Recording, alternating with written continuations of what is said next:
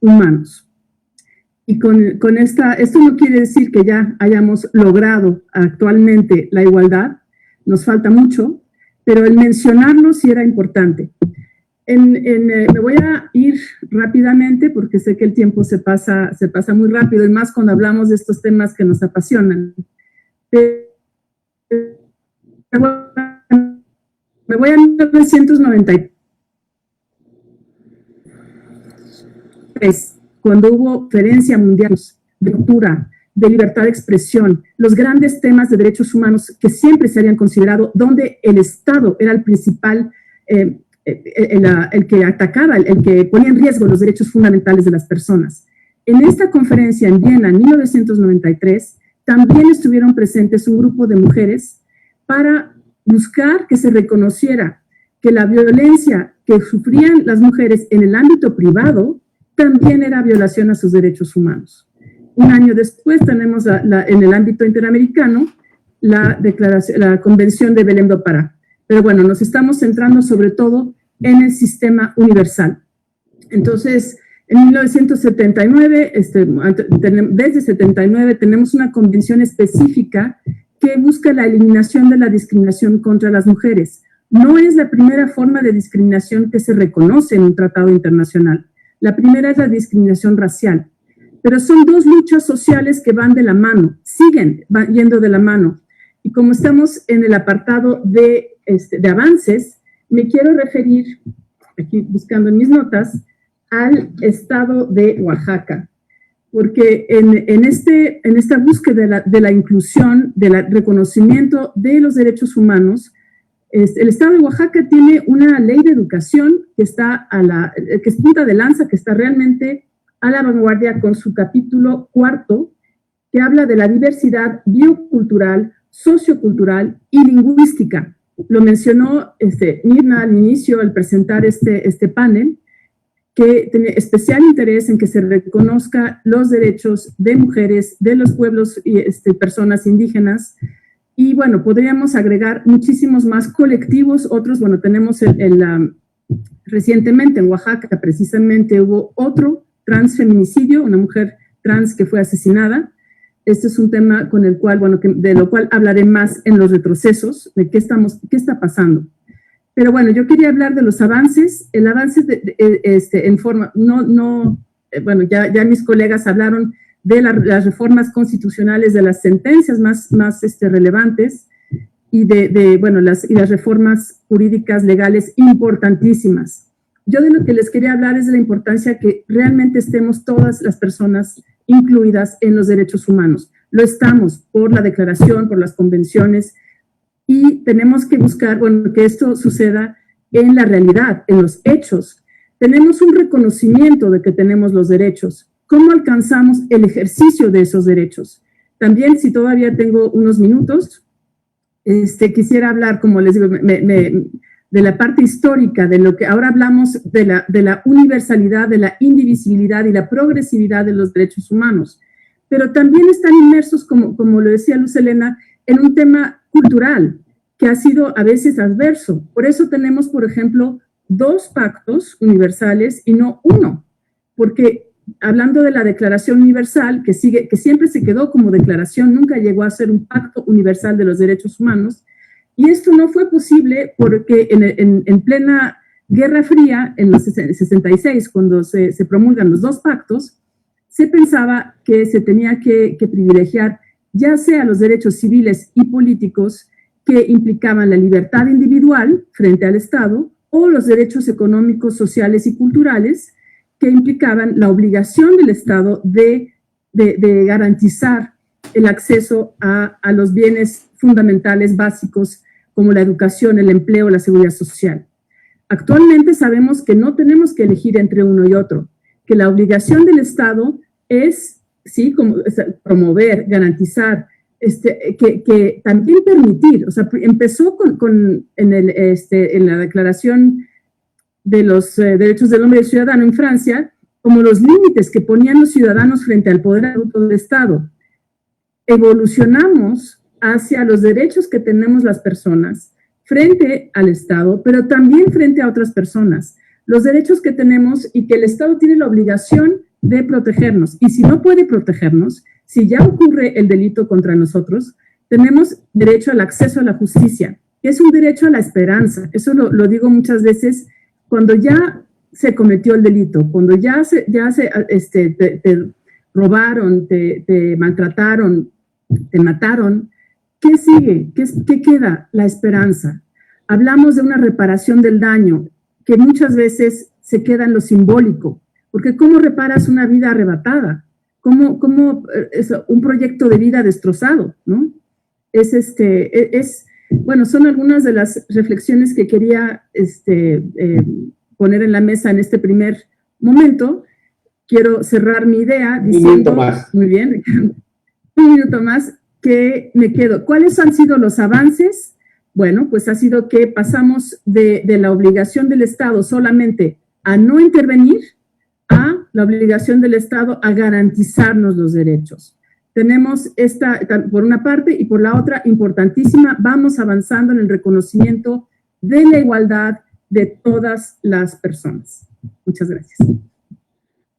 Gracias, maestra María Vallarta Vázquez. Se nos hizo verdaderamente muy completa y muy inclusiva y muy humanos de la mujer en general y de la persona en particular. Ya desde que nos llama por nuestro nombre y no por nuestros títulos, creo que verdaderamente, culturalmente, usted nos está enseñando el camino. Somos ante todo personas. Y ese es el gran avance que tenemos del artículo primero. Ya no se habla de individuos, sino de personas. Incluso personas morales, que son titulares de derechos humanos en ciertos casos, y personas físicas, sin distinción de raza, sexo o preferencia sexual. Ya desde ahí, el concepto jurídico, desde los romanos, nos lleva a reivindicar derechos. Creo yo que es un avance enorme el que nuestra Constitución haya adoptado el término personas. Creo yo que eso es para abrir boca. Segundo, algo que se estaba olvidando, la participación efectiva de las mujeres en la conquista de los derechos humanos, que no pasa invisible, desapercibida, verdaderamente. Se ha hablado de Mila, por ejemplo, la mujer en la revolución, y otras más, nuestras reivindicaciones feministas, ¿no? Por Juana Inés de la Cruz, pero no se hablaba de lo elemental que es la nueva Carta Internacional de los Derechos Humanos. ¿Quién estuvo detrás de estas conquistas? Pues nada más ni nada menos que la esposa del presidente de los Estados Unidos, Franklin Delano Roosevelt, ¿verdad? Eleanor Roosevelt, que si no fuera que ella estaba a un lado, pero no atrás del marido, no se hubiera logrado definitivamente la redacción de esta Carta Internacional, porque efectivamente la historia la escriben los vencedores, y Estados Unidos y sus países aliados ganaron la guerra. Eleanor Roosevelt le encarga ¿a quién? Pues a un francés, a René Cassin, la redacción de la Declaración Universal, pero estuvo detrás de ella y hubo contribuciones incluso para el preámbulo, que usted nos está enseñando magistralmente. ¿Quién contribuyó al preámbulo? ¿Quién contribuyó a la palabra tal, al artículo tal? Creo yo que eso es un rescate enorme. ¿Quién llevó el caso? Rosendo Radilla Pacheco, una mujer, Tita Radilla. ¿Quién llevó de las 10 sentencias en contra de México, 11, tomando en cuenta que uno no entró a sentencia, Martín del Campo Dot? Mujeres. Campo Algodonero, las madres de las 3 mujeres que aparecieron sus huesitos en el desierto. Mujeres que resistieron y que han resistido, a veces de manera invisible y a veces no son tan arrogantes y presumidos como los hombres de decir yo conseguí el artículo tal, y usted nos está realmente recordando en el Día de los Derechos Humanos que el cambio de derechos del hombre por derechos humanos se debe a la igualdad entre personas. O sea, los derechos los tienen las personas, no el hombre solamente. Claro que el hombre le ha convenido, desde todas las religiones, quitarle derechos a las mujeres. Tenemos las leyes de Manú, y tenemos la Biblia, tenemos las epístolas de San Pablo, de Aristóteles, el filósofo, y usted ve que realmente las mujeres han sido minimizadas, o sea, en las propias religiones, en las filosofías, y ahora cambiamos. Yo creo que el gran cambio de la humanidad se da el 10 de diciembre de 1948, justo hace 72 años, pero ¿quién estuvo detrás? Las mujeres. Como el cambio en México se da con la reforma de 2011, gracias a las mujeres que perseveraron, no solamente las madres de las tres, de González y otras en el caso del campo algodonero, sino también Tita Radilla Pacheco, en el caso de su papá Rosendo Radilla, Inés Fernández, violada por militares, Valentina Rosendo, violada por militares. O sea, simplemente así, aquí yo encuentro 4 casos de mujeres. Entonces, sin hablar de Atenco y los recientes, Alvarado, donde también hay una mujer violada, o la última, ¿verdad?, de los militares en la presa La Boquilla, asesinada y ejecutada por militares, el último delito de lesa humanidad del actual gobierno, que no se ha dicho nada al respecto, porque es una ejecución de los militares, de la Guardia Nacional o militares.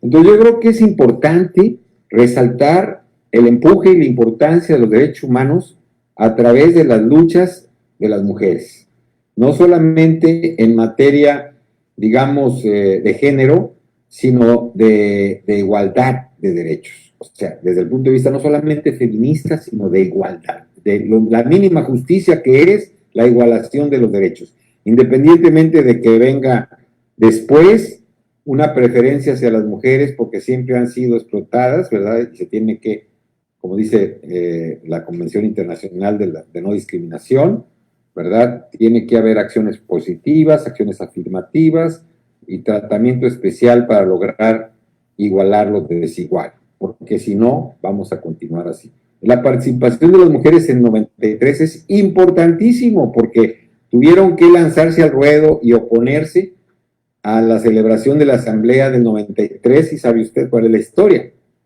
Se aventaron al suelo y no dejaron pasar hasta que no tuvieran un sitio y un reconocimiento. Y este es el punto de partida para volver a lograr los cambios en la CEDAW y después en la Convención Interamericana Belém do Pará. O sea, realmente las mujeres tienen ya lugar, voz y voto en las asambleas, en las convenciones de derechos humanos. Antes no, todavía después de la Declaración Universal pasaron muchos años para lograr especificar los derechos de las mujeres. Entonces yo creo que nos faltaba esa visión y le agradezco maestra María Vallarta Vázquez que nos haya recordado que a un lado de un gran hombre hay una gran mujer.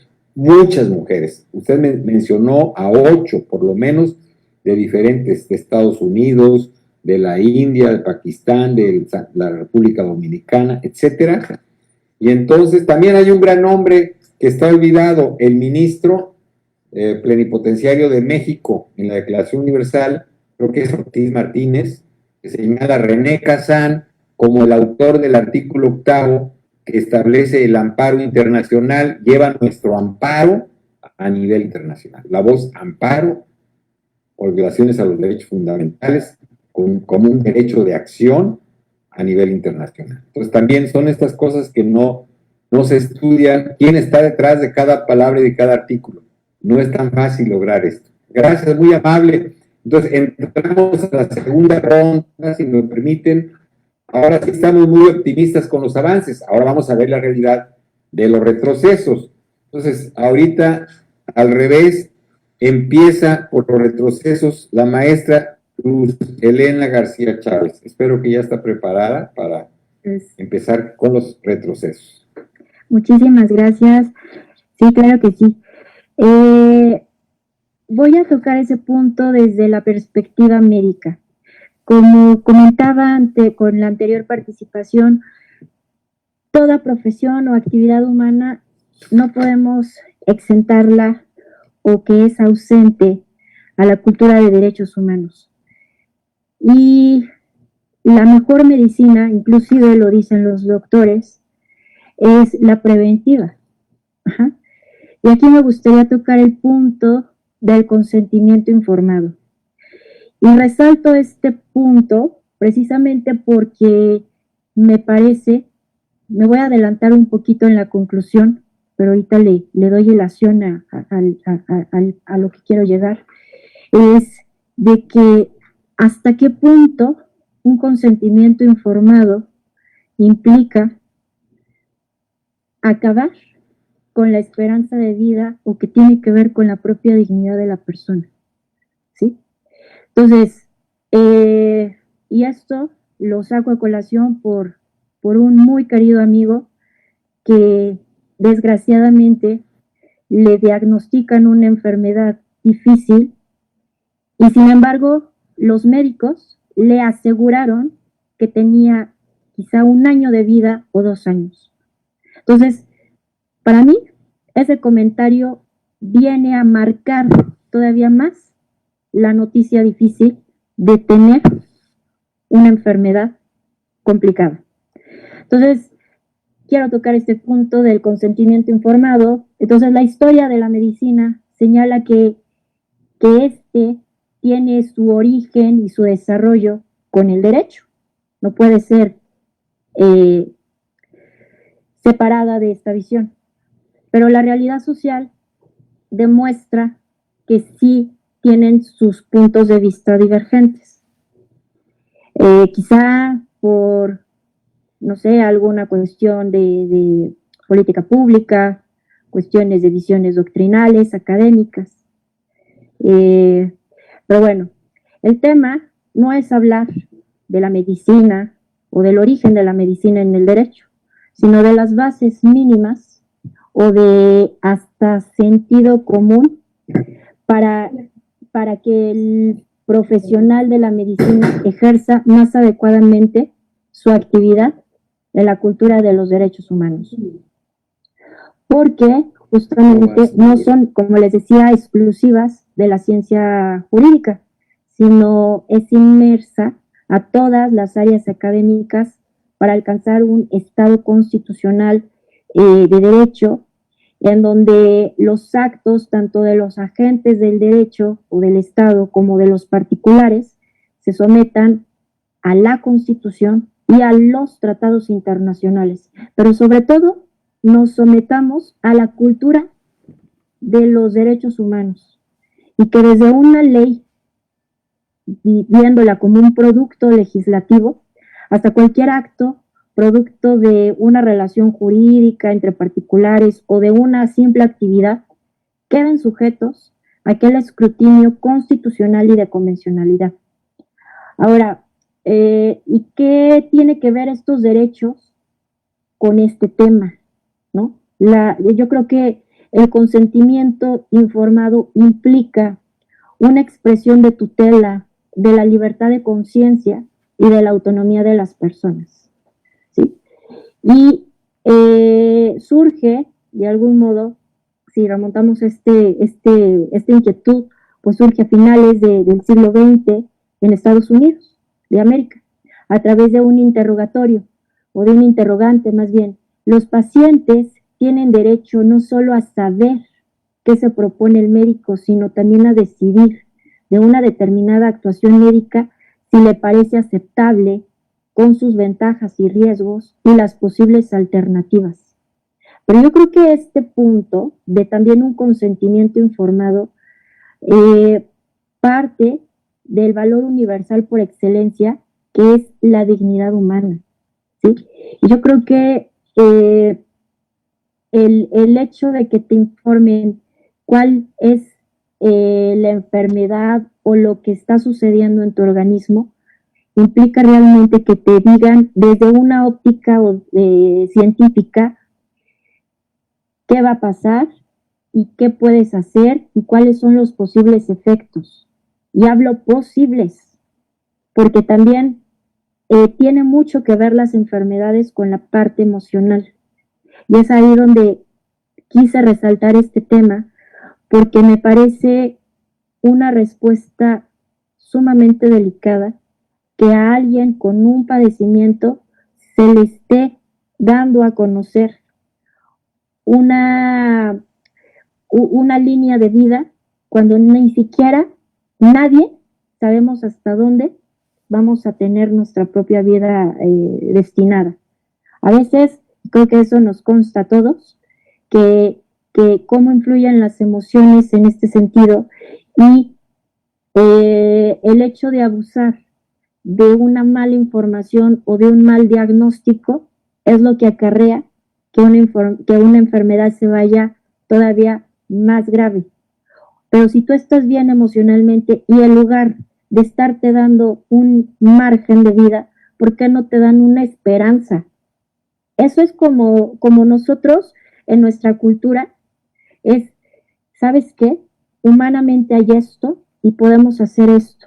Pero ¿por qué si estás todavía consciente te marcan que vas a tener una vida de un mes, una semana, cuando quizá eso pueda ser mayor? O no quizás, sino así sea. Entonces, y por eso quise resaltar entre avance y retroceso, porque si bien es cierto que tenemos este avance en las ciencias científicas y demás, me parece que esto no es solo ajeno, no es ajeno, perdón, a los doctores, y no es solo nada más visto para el mundo jurídico, ¿sí? Por eso les digo que la cultura de los derechos humanos es implícita para todas las profesiones. Y yo creo que el hecho de cómo juegan las emociones tiene mucho que ver también con la actitud de los médicos. ¿Cuántos casos hemos sabido que no daban ni una esperanza de vida a alguien y resulta que aquel que considerábamos que tenía buena salud pereció antes del que le decían que no tenía ni siquiera una semana, un día? Entonces yo creo que aquí, para mi gusto, eso va en contra de la integridad personal y de la propia dignidad. Así como a nosotros los juzgadores nos pide un sentir de prudencia, ese sentir tiene que ir implícito también a otras áreas, y quise resaltar la médica, porque yo creo que aquí, o a la inversa, hay personas que ya está su organismo muy deteriorado. Sin embargo, hay un abuso económico por someterte a un tratamiento que no te va a llegar a ningún lado, y lo único que hace es venir a denigrar tu dignidad, porque este tratamiento te puede dejar ya incluso inconsciente, ¿no? Yo creo que ahí es donde cabe la prudencia médica. Hablarte las cosas como deben ser y que tú, en tu libre sentir, ya una vez que se te informa y tengas parecer de hasta dónde llega mi libertad de decisión, una vez que ya sé las consecuencias y efectos, pero donde esté inmiscuida la prudencia del médico, porque también a veces te venden esperanzas que no te van a llevar a nada y que son tratamientos muy caros y que nada más dejan endeudado a tus familiares, y lo peor, que en lugar de darte una vida digna, una salud digna, se va deteriorando.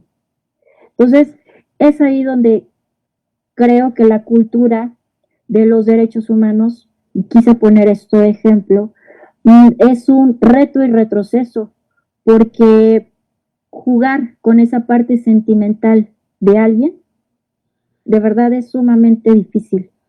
Y me duele, porque de verdad es una persona que aprecio muchísimo, que le hayan dado una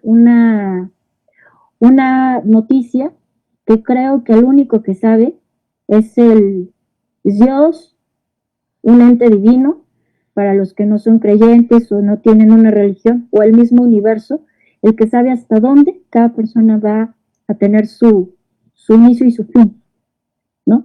Pero yo creo que tanto todas las profesiones tenemos que hacer lo mejor de nuestro rol.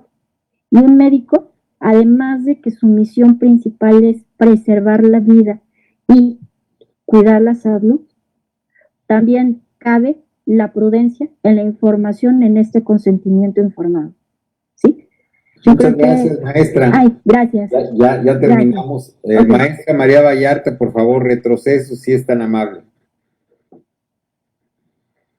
Sí, me voy a referir a dos temas que mencionó usted, Raimundo, y que menciona Luz Helena.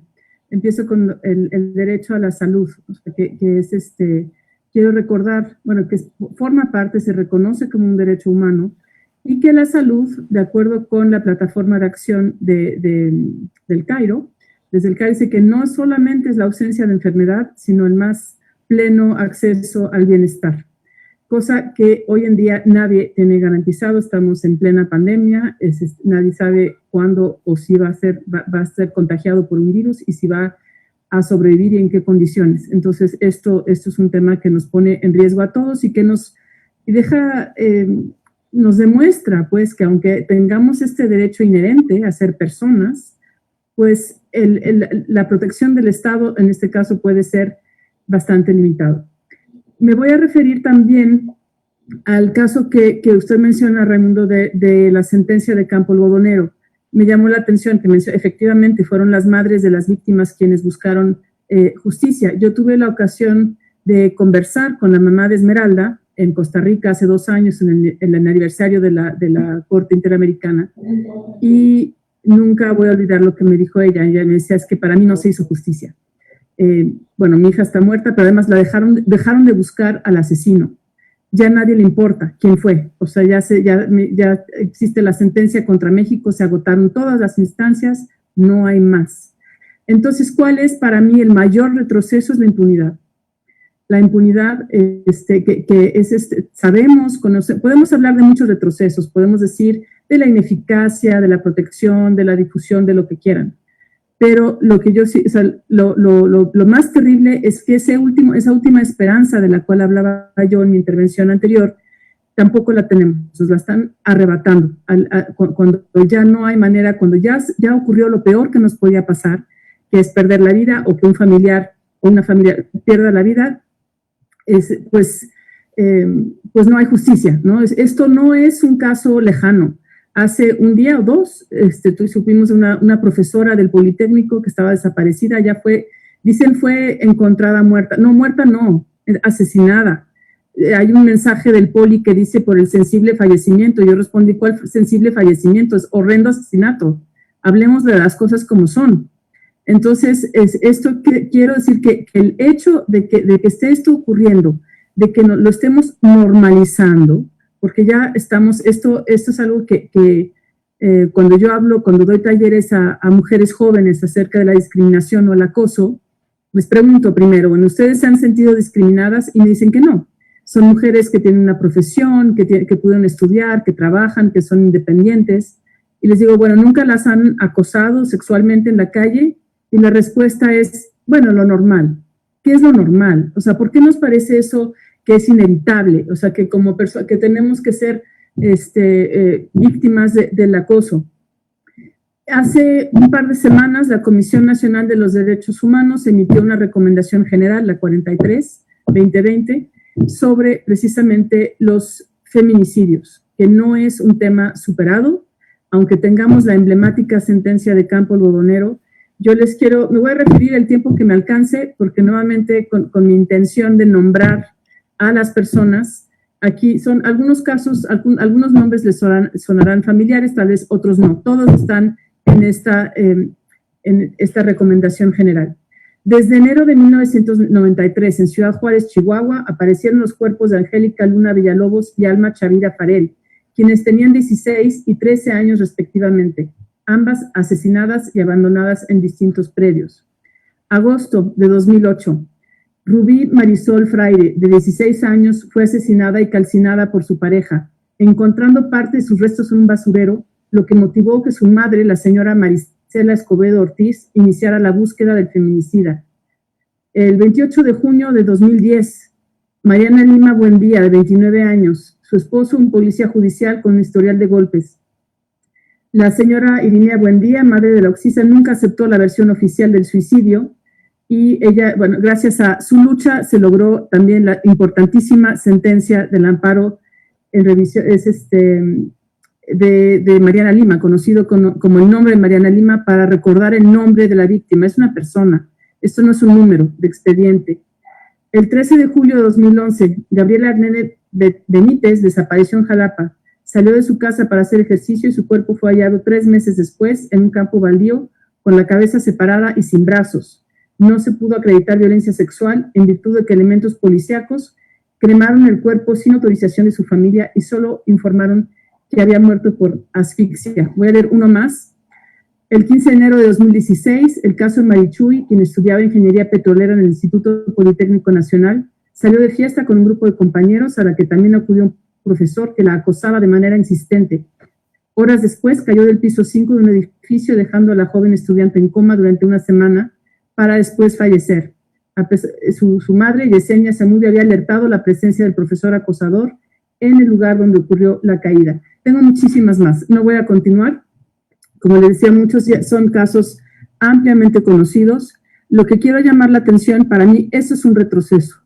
El que sigan sucediendo estas cosas, a veces, en algunos de los casos que les leí, bueno, es evidente, en los casos de Inés y Valentina, también directamente mujeres violadas por militares, el caso de Atenco, en fin, y tantos otros donde son las dos versiones, los dos retrocesos que los agentes del Estado siguen participando en estos horrendos crímenes, donde los cuerpos de las mujeres son desechables, son botines de guerra, en fin, se reconoce apenas me refiero, no sé, hace 10 años, poquito menos, el tipo penal del feminicidio. Tenemos que llegar a ponerle nombre a este crimen de odio, que siempre ha existido, pero bueno, lo que quiero señalar como un terrible retroceso es es que siguen ocurriendo estas cuestiones y la criminal impunidad a la que nos enfrentamos, donde las autoridades no hacen su trabajo, no se investiga adecuadamente, a pesar de que por las importantísimas sentencias ya mencionadas de Rosendo Radilla y de Campo Algodonero, la capacitación, lo mencionaba Raimundo hace un momento, que estamos dando en el curso básico y constantemente estamos dando sensibilización, capacitación en derechos humanos, en perspectiva de género, y no estamos avanzando, no estamos viendo resultados. Esto creo que avance sería, bueno, adelantándome también un poco a las conclusiones, avances, hay una mayor conciencia, un mayor conocimiento y reconocimiento de los derechos humanos, pero estamos muy lejos de tener garantizar el derecho más fundamental, que es el derecho a la vida, y el derecho al acceso a la justicia, ¿no? O sea, que eso también se nos ha negado repetidamente. Este es el contexto en el cual nos encontramos actualmente. Bueno, pues con esto terminaría mi participación acerca de los retrocesos. María, maestra, María, ya nada más te digo María, es verdaderamente muy ejemplificativa tu ponencia de retrocesos, porque efectivamente ya hablamos de algunos avances, sobre todo creo que la coincidencia de todos aquí, en los panelistas y el moderador, es que están en la letra de la ley, pero no en la realidad. Hay un divorcio que decía Fray Antón de Montesinos en la Española en 1511, un gran divorcio en el Nuevo Mundo entre la teoría y la práctica, entre la norma y la realidad. Y eso es lo que encontramos. Sí, creíamos que ya a partir de 2011 y después de la sentencia de Rosendo Radilla Pacheco, ¿no? Empezando por Campo Algodonero 2 y 3, Rosendo Radilla Pacheco, se iba a normalizar la situación en México, y con la reforma constitucional creímos que ya habíamos ganado la batalla, y no, apenas empezaba la guerra. O sea, el problema es la impunidad, tú lo señalaste muy bien. O sea, la madre de Esmeralda tiene razón, pero pues ¿dónde está el asesino? O sea, el Estado mexicano no ha hecho gran cosa para cumplir con las sentencias de la Corte Interamericana, por lo menos en el caso de Esmeralda y de otras más. Y luego el feminicidio, y luego confundir lo que es homicidio y feminicidio por el presidente de la República, ¿no? Que le tuvo que corregir la nota a la secretaria de Gobernación, pero tampoco definió qué era el feminicidio, la secretaria de Gobernación. y tú lo dijiste muy claro, hay una palabra, odio.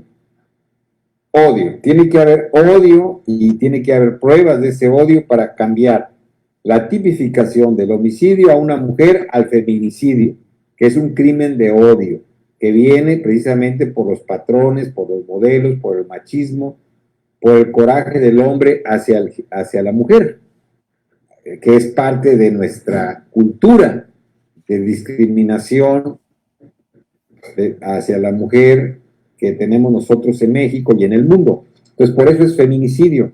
Entonces, ¿cómo es posible que tú hablas de la recomendación 43 general, que data de todas el feminicidio, y que se dice que actualmente 2.800 feminicidios en este año, igual que el año pasado, y no se ha hecho gran cosa? Se han cerrado centros de protección hacia las mujeres, se les ha cerrado, digamos, el acceso a la justicia.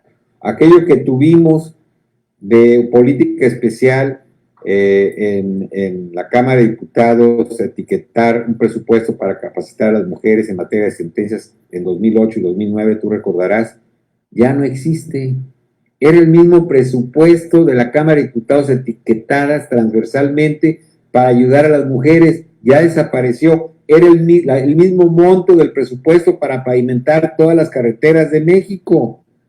2008 y 2009 ya desapareció. Íbamos bien hace 10 años y ahora hemos retrocedido, hemos aumentado la impunidad y la negativa del acceso a la justicia, que tú decías que es el elemento fundamental para lograr acabar con la impunidad, que se tenga acceso a la justicia de las víctimas o de las madres de las víctimas. Están las sentencias, pero no se han cumplido cabalmente. Entonces, como decía el maestro Bobbio, de nada sirve saber cuáles y cuántos son los derechos humanos si no tenemos la efectividad de ellos y cómo se logra con la reparación. Si no hay reparación, el derecho sigue violado. Per seculum seculorum, como decían los padres, ¿no?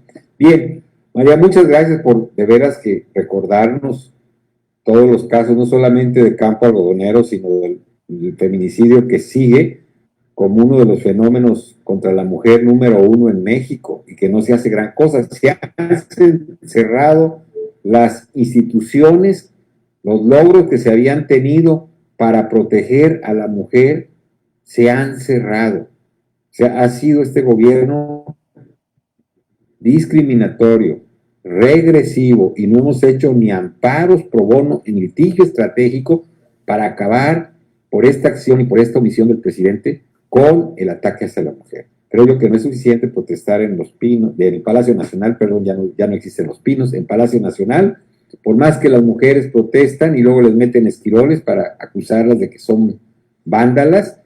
Tenemos que recuperar, es lo que yo aprendí de ti, María, el litigio estratégico en las universidades. Llevar casos y seguir llevando casos reales de feminicidio en los tribunales. Con esto me quedo, y José Luis, cierra por favor los retrocesos. Tú que fuiste muy optimista en materia legislativa, ahora ¿cómo la ves la realidad? Tú que eres un experto en reinstalación, reinserción, reinstalación a la sociedad, ¿realmente se están reinsertando las personas? ¿Realmente la prisión preventiva es la excepción y no la regla? ¿Qué ha pasado? A ver, cuéntanos.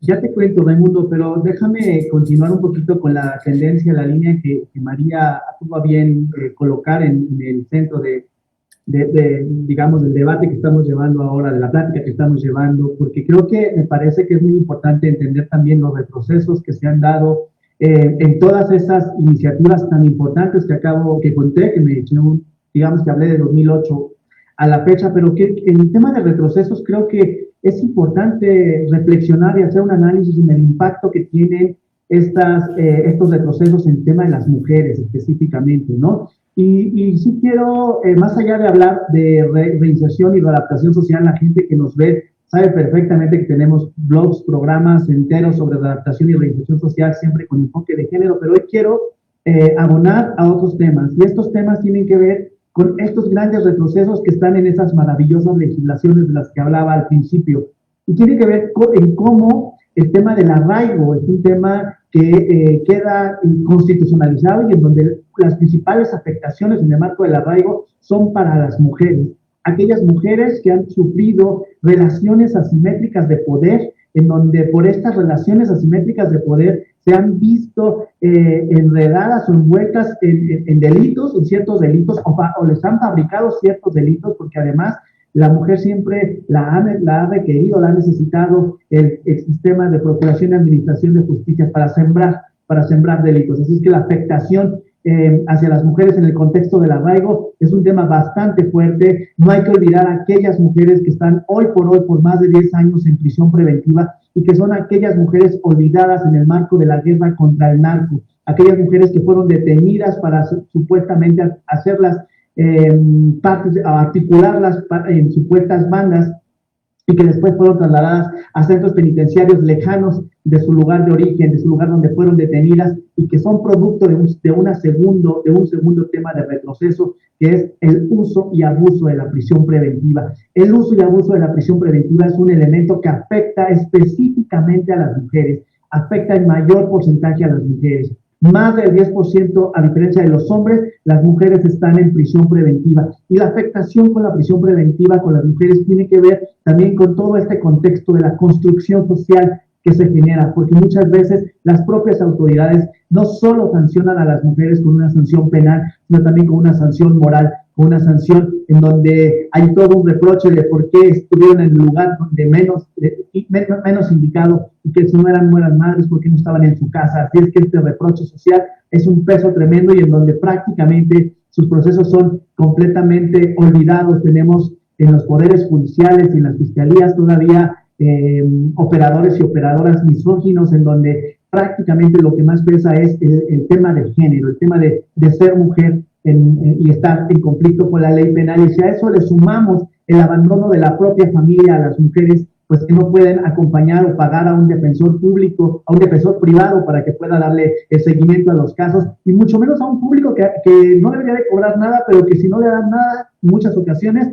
no va a hacer nada por las mujeres. En el caso cuando un hombre cae privado de libertad o tiene un problema que está en conflicto con la ley, todas las mujeres de la casa, todas las mujeres de la familia están viendo de dónde consiguen fondos para poderlo apoyar. Así es que remonto este tema con el tema de la violencia institucional de los poderes de justicia y de procuración y administración de justicia para con las mujeres. Es muy duro. Déjame te cuento que a raíz de la pandemia, el sistema penitenciario incrementó en 12,000 personas, es decir, que en vez de reducir, incrementó. Y si hablamos por porcentajes, hay un incremento mayor de mujeres privadas de libertad, mientras que en los hombres solo aumentó la población el 1%, en las mujeres aumentó más del 7%. Es decir, hay una afectación tremenda también en el tema de las mujeres y en el contexto de la pandemia, el impacto que esto va a tener en sus vidas, en sus familias, en el contexto, digamos, muy peculiar de estas familias. Otro tema que quiero también reconocer y la afectación específica de las mujeres y que quedó constituido, si bien es cierto, dije que hubo una reforma maravillosa en 2011, hay que recordar que esa maravillosa reforma constitucional le dio un grado de bipolaridad a la Constitución, porque prácticamente por un lado el artículo 20 reconoce el principio de presunción de inocencia y por otro lado el artículo 19 establece un régimen de excepción. Este régimen de excepción que se da y que afecta también específicamente a la gran mayoría de las mujeres que se encuentran privadas de libertad. Y este régimen de excepción en donde la mayoría de los delitos por las que están incorporados en el artículo 19 que ameritan prisión preventiva oficiosa, están involucradas mujeres o involucran mujeres. Así es que hay una afectación tremenda en este contexto y en este retroceso del derecho y el reconocimiento a los derechos humanos de las mujeres privadas de libertad. No hablemos o hablemos también de todo el tema de la criminalización con las mujeres en el caso del aborto, del derecho a decidir. Antes de las reformas en el tema del aborto, pues por supuesto que había muchas mujeres privadas de libertad o algunas mujeres privadas de libertad por el tema del aborto. A raíz de la legislación de este tema de aborto, desde Así Legal hemos identificado que ahora ya no son criminalizadas por aborto, ahora son criminalizadas por homicidio en razón de parentesco. No es nuevo criminalizarlas por homicidio en razón de parentesco, pero ahora con mayor frecuencia porque el aborto, pues dicen ya no es un delito. Entonces vamos a ponerlas por homicidio en razón de parentesco. A ver quién las va a encontrar en la estadística. Aquí hay un subregistro. Cuando me pregunten cuántas mujeres tienes por aborto, pues no hay mujeres por aborto.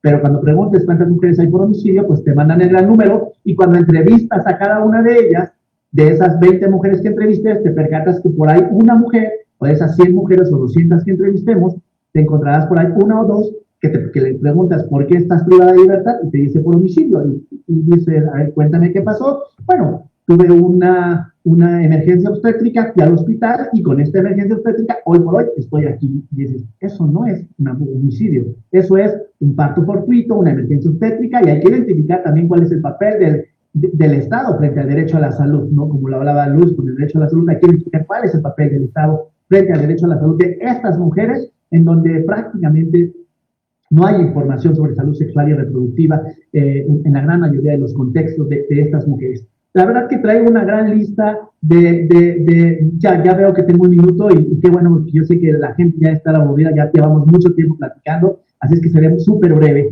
pero hay muchas políticas que son completamente regresivas, las políticas migratorias que se han generado y que afectan específicamente a las mujeres. Hemos sabido de casos de mujeres que han sido, les han propuesto o les han aplicado anticoncepciones forzadas, lo cual también es una grave violación, una violencia de género. Y bueno, no hablar más sobre el tema, por supuesto, del feminicidio, en donde lástima, un verdadero retroceso es que los operadores y operadoras que tienen que investigar estos casos ni siquiera entienden qué significa la razón de género. Por lo tanto, aunque puedan tener una narrativa clara de lo que le pasó a la mujer, nada más no encuentran las razones de género y se limitan a temas de buscar el odio, temas tan subjetivos cuando las razones de género son mucho más allá que el tema del odio. Hay otros elementos fundamentales que nos deben de alertar y en contextos tan machistas y patriarcales difícilmente los podemos identificar. Así es que, Raimundo, yo ahí la dejo. Sé que ya la gente está impaciente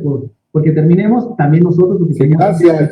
Gracias. Gracias, maestro José Luis. José Luis, muchas gracias. Está muy interesante tu enfoque como jurista, como criminólogo, como penalista, como defensor de derechos humanos. Nos estás tocando los puntos más sensibles, como que fabricación de delitos para tener más mujeres en las cárceles, como que cambiar el tipo penal y es homicidio por persona de parentesco y no por aborto. En fin, sigue habiendo muchas injusticias y las que desgraciadamente las mujeres son las más incriminadas en este tipo de delitos. Y luego la prisión preventiva oficiosa, que en lugar de ser un avance, un retroceso. No obstante que el Comité Internacional de Ginebra, Suiza, y el Consejo de Derechos Humanos de la ONU ya le ha dicho a México que tiene en recomendaciones que tiene que eliminar la prisión preventiva oficiosa y que sea el juez el que decida y no el legislador, es elemental. Bueno, pues ahora ya aumentamos más el catálogo de prisión preventiva oficiosa.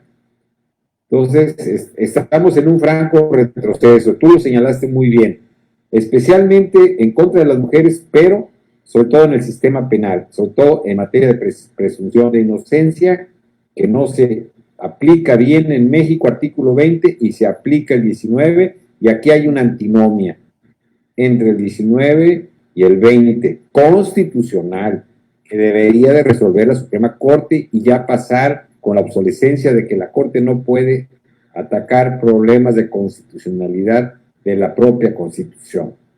Ya tenemos que superar estos criterios obsoletos. Bien, vamos a las conclusiones.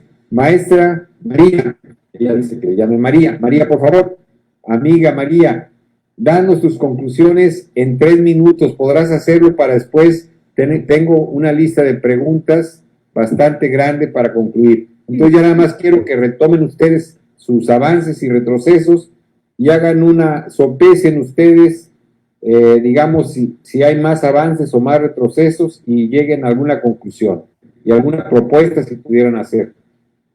Adelante, María. Bueno, tomaré menos de 3 minutos. Yo quiero cerrar con una declaración de Eleanor Roosevelt nuevamente, que ella, cuando al preguntarle dónde comienzan los derechos humanos, los derechos universales, en los lugares pequeños, cerca de casa, tan cerca y tan pequeños que no pueden verse en los mapas del mundo. Sin embargo, son el mundo de la persona individual, el vecindario donde vive, la escuela o universidad donde estudia, la fábrica, granja u oficina donde trabaja.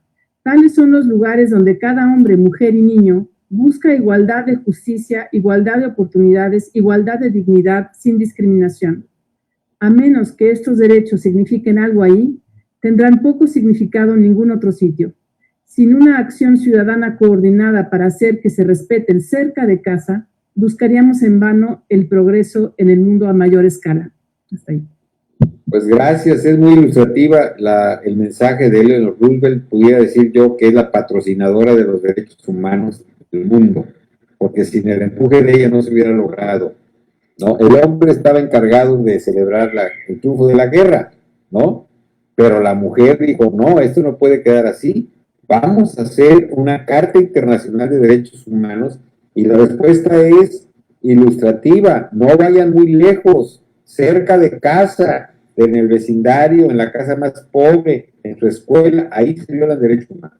Bien, María, muchas gracias por tu conclusión, y ahora le toca, déjame ver, en el orden, a José Luis, para respetar la equidad de género. También el hombre tiene derechos humanos y tenemos igualdad. Entonces, José Luis, por favor, tus conclusiones. Seré muy breve, solo decir que así como ha habido avances legislativos muy importantes que podríamos decir que podemos tener un país que pueda garantizar el tema de los derechos humanos, hay que identificar que en la práctica esto no es una realidad. Esa es la gran asignatura pendiente de este gobierno, esta es la gran asignatura pendiente de nuestros gobernantes en todos lados, y hay pendientes muy fuertes en el marco o en materia de derechos humanos. No creamos todo en lo que el papel está súper bueno. Los jueces dejen de ser positivistas, hagan interpretación conforme, controles de convencionalidad, hagan lo que tengan que hacer en términos de entender que el derecho se interpreta. No es necesariamente de aplicarlo a rajatabla como se da.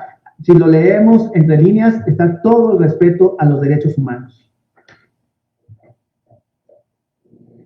Bien, José Luis, muy bien. Sí, ¿verdad? Que apliquen el principio pro persona los secretarios y jueces y magistrados y ministros, no que apliquen el principio para favorecer a la autoridad, que es el que priva en México, ¿no? Quien tiene la razón es el presidente de la República y hay que darle la razón a como dé lugar. No, ustedes están para favorecer a las personas y no a la autoridad. Ese es el principio pro persona. Yo digo, no inventen, le digo a mis alumnos, pero por lo menos revisen el expediente y si se le puede ayudar a una persona, se le ayuda. Busquen el tratado, busquen o interpreten cómo pueden proteger mejor un derecho y denle el beneficio de la duda al ciudadano y no a la autoridad. Le dan la razón y sobreseimiento. Hay que buscar el sobreseimiento para acabar con los amparos. Y no, hay que buscar si existe, no inventar, buscar e interpretar. Yo estoy de acuerdo contigo, José Luis. Es elemental cambiar nuestra cultura de respeto a los derechos humanos, pero empezando por los jueces. Luz Helena, por favor, si nos quieres dar tu conclusión. Claro que sí. Pues bueno, dentro de lo que comentaba anteriormente, yo creo que el hecho de qué derechos engloba el consentimiento informado, la vida, la salud, la integridad personal, la intimidad, la libertad de conciencia y sobre todo la verdad. Si no estamos en este último punto con una certeza, mejor no decir. Con eso cierro lo que con respecto a la salud. Y en este contexto de derechos humanos, yo creo que no implica a los jueces, ahí implica a todos. Y yo soy de la idea de que desde temprana edad, si queremos realmente cambiar, y si ya hubo porque para mí sí fue un gran avance, y no solo en México, sino en toda Latinoamérica, que ya ha habido más contextualizado en sus diversos ordenamientos jurídicos, esta visión de los derechos humanos. Ahora, no solo hay que dejarle la tarea a los jueces u operadores judiciales, nos corresponde a todos, ¿sí? Si queremos realmente cambiar de chip, hay que empezar a respetar y desde niños decir qué significa dignidad humana, el respeto a tu propia dignidad humana. porque eso también conlleva a que te respetes a ti y sobre todo tengas una gran conciencia de respetar la dignidad humana del tercero. Buscando tu bien y de la persona cercana a ti, todos vamos a llegar a un ideal, al bien común. Y yo creo que ese es la verdadera esencia de los derechos humanos, contextualizándolos desde la óptica de un Estado constitucional. Vamos a ponerle la camiseta. Estoy de acuerdo, Luz Helena, pero los jueces son los primeros destinatarios de la sentencia Rosendo Radilla Pacheco, Poder Judicial, párrafo 339. Y ellos, lejos de avanzar, han retrocedido. Es que yo ahí difiero. Difiero porque el colegiado, que me enorgullece presumir, fue el que rompió el paradigma y se puso en contra de lo que había dicho la Corte, porque incluso en el caso de Rosendo Radilla sale a colación un precedente del primer tribunal colegiado en materia administrativa y laboral del circuito de Morelia, en donde justamente, usando el sentido común y el pacta sunt servanda, es justamente lo que da esta visión de no, el contextualizar los derechos humanos como tú lo tienes plasmado en las garantías individuales, me limitas. ¿Y qué crees? Tú misma, Corte, me has capacitado para visualizarme en la cultura de derechos humanos. A grosso modo fue eso. Estoy de acuerdo. De todo. Estoy de acuerdo que la propia sentencia de Rosendo Radilla Pacheco reivindica el trabajo que se había hecho por el primer tribunal colegiado y por el de Trompetit.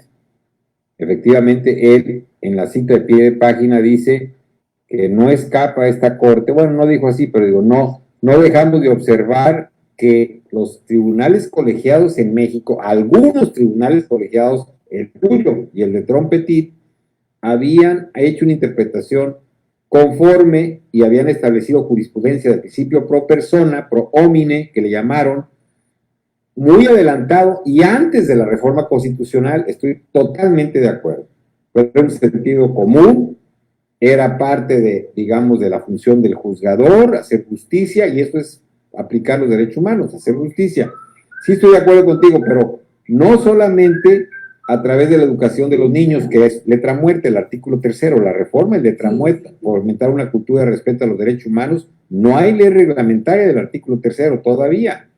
Hay nada más la reforma de Peña Nieto en relación con la excelencia, según ellos, educativa, pero dejaron, valdría la pena un amparo por omisión legislativa, dejaron de legislar el artículo, de reglamentar el artículo 3º de la Constitución, ¿verdad? Entonces sí, claro, es integral y hay que empezar por enseñarles a proteger la dignidad, base de todos los derechos humanos a los niños, desde luego que sí, pero los jueces mexicanos y sobre todo los ministros de la Suprema Corte han retrocedido en materia de derechos humanos. El premio que les dio la ONU ya no se lo merecen, hay que quitárselos. ¿Por qué? Porque la 299 aniquila el control convencional. La 293 empezó y con la 299, la contradicción entre 299 acaba y actualmente ya no se aplica el control convencional como se estaban aplicando. Y eso hay que decirlo fuerte. Así como hay que decir fuerte que el feminicidio es una constante en México, también hay que decirlo que el sometimiento del Poder Judicial hacia el Poder Ejecutivo y la falta de aplicación correcta de la reforma constitucional es una constante en la Suprema Corte. Tal vez no en colegiado, pero sí en la Suprema Corte. En fin, ahí la dejamos. No vamos a entrar más en debate porque vamos a tener que contestarle al auditorio sus preguntas. Una pregunta para el maestro José Luis Gutiérrez. Para el maestro José Luis es la primera. Maestro, no se me vaya, usted es el primer destinatario.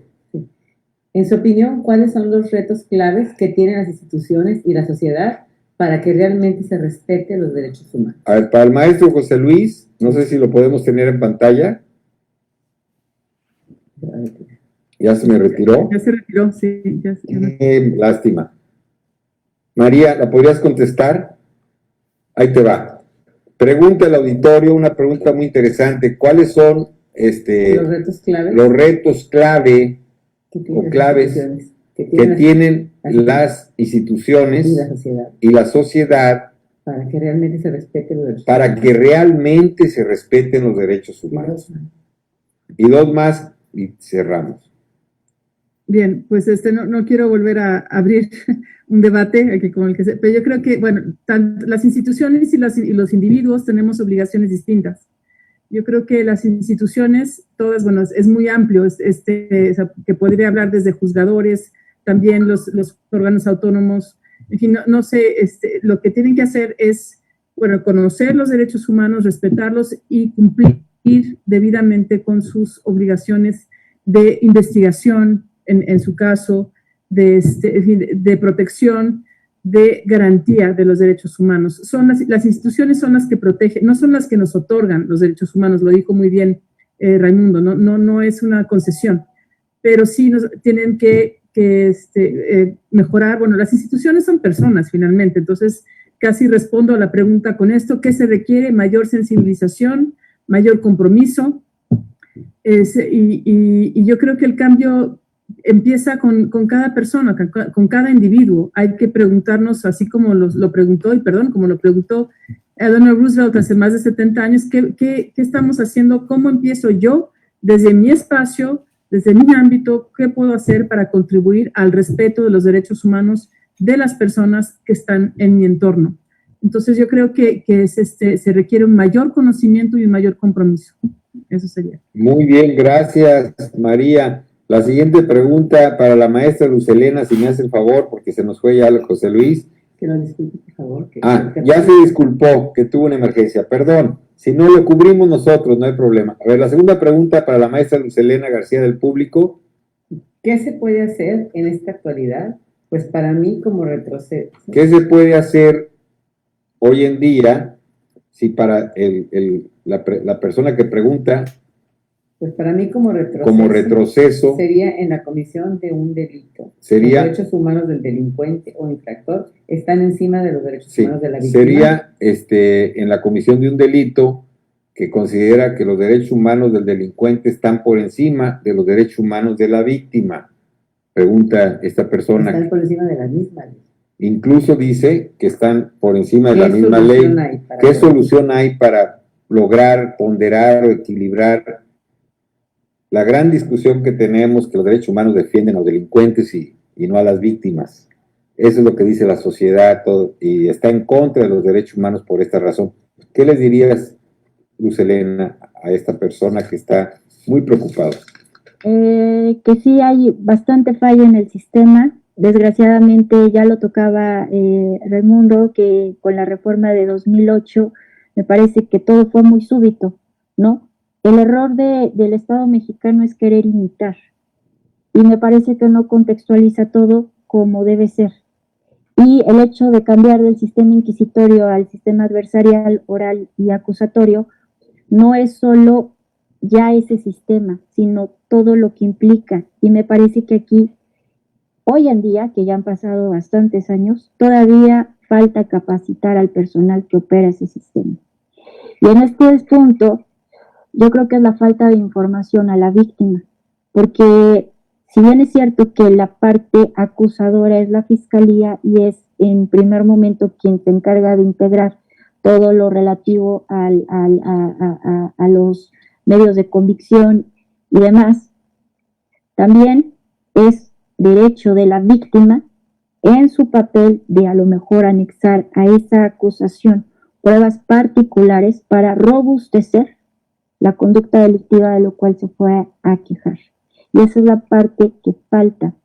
Y también, pues, yo creo que la protección, porque eso no lo digo yo, está inmerso en la cultura de derechos humanos y en nuestra propia Carta Magna y en los tratados internacionales.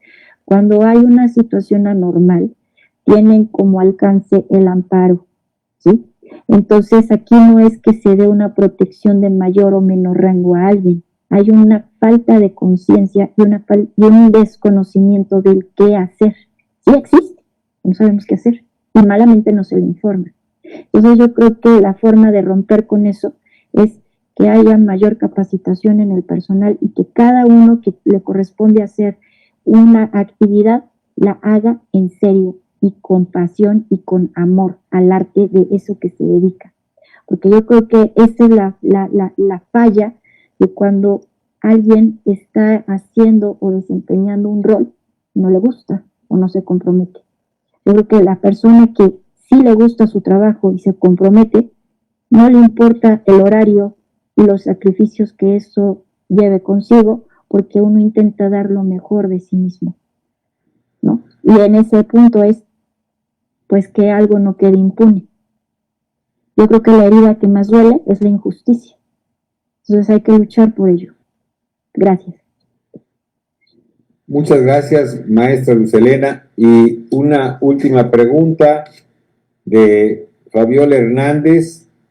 Saluda a la regidora Mirna, que es un gran ser humano y amiga, y le agradece desde luego pues, la organización de este evento que estamos celebrando, que es de los poquísimos en México. Realmente como un panel distingue a la regiduría y al municipio de Oaxaca de Juárez el hecho de que estemos debatiendo el Día Internacional de los Derechos Humanos. Y pregunta concretamente, aparte de la felicitación a la regidora Mirna, en el tema de la violencia contra las mujeres, yo no sé a quién se lo podría hacer, probablemente a María, de nuevo, ¿no? En el tema de la violencia contra las mujeres, ¿creen que se está dando el derecho al acceso a la justicia? Ya que hemos visto mucha impunidad en el seguimiento a las carpetas de investigación en nuestro estado.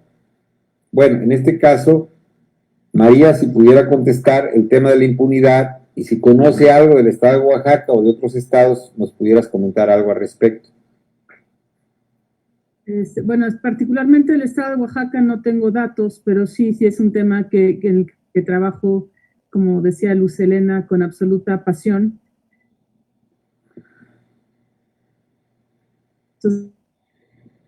Entonces creo que sí puedo eficiencias en la integración de las carpetas. Esto lo sé porque acompaño a víctimas, no porque y un tema que es recurrente es, por ejemplo, la revictimización. Una vez que una mujer ya está sufriendo, o sea, una situación, por ejemplo, no es la única forma de violencia familiar, encontrarse ante un MP que se burla, que abiertamente, que no toma en serio con lo difícil que es. Bueno, no quisiera extenderme mucho en la palabra de nuevo, pero creo que un primer acercamiento para poder resolver un problema, que efectivamente hay un problema en el acceso a la justicia para mujeres víctimas de violencia, es reconocer que existe. Entonces creo que podemos partir de ahí, o sea, de que hay una deficiencia en el acceso a la justicia y pues se requiere de mucha voluntad. Tenemos la fortuna aquí de estar en este espacio, como comentaba con la regidora, que seguramente está comprometida con estos temas, que puede impulsarlo, y cada quien desde su ámbito, desde su espacio, tenemos algo que podemos aportar. Entonces yo creo que es ante este tema, bueno, falta mucho, sí es deficiente, yo creo, el acceso a la justicia, pero el primer paso es reconocerlo y pues hacia adelante, trabajar para que se logre. Muchas gracias, María, te agradezco siempre tus inteligentes observaciones, el tema de la impunidad, reconocerlo y trabajar para revertir esto, y bueno, pues no permitir que los ministerios públicos se burlen de la víctima, ¿verdad? O sea, tal parece que desde que reciben o abren una carpeta de investigación, empieza el calvario de la mujer, porque empiezan, como tú dices, al tomar la declaración o al verla, ya desde ahí como que el hecho de expresiones de burla te dicen que ya desde ahí no van a empezar a hacer en serio su trabajo, no respetan. O sea, si no empiezan a respetar los ministerios públicos a las personas, en este caso a las mujeres, ¿qué esperamos?